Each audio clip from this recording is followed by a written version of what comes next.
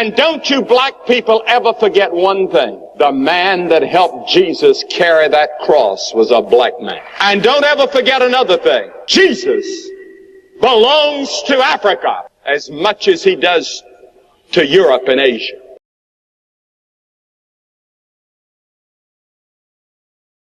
And Jesus was not a white man, nor was he as black as some of you. We don't know what the color of his skin, but it must have been a dark color like the people of his day, because he was a man like them. Don't ever say it's a white man's religion or a black man's religion. It's a world religion. He belongs to the world. Do not fear, for I am with you. Do not be afraid, for I am your God. I will strengthen you. I will surely help you. I will uphold you with my right hand of righteousness.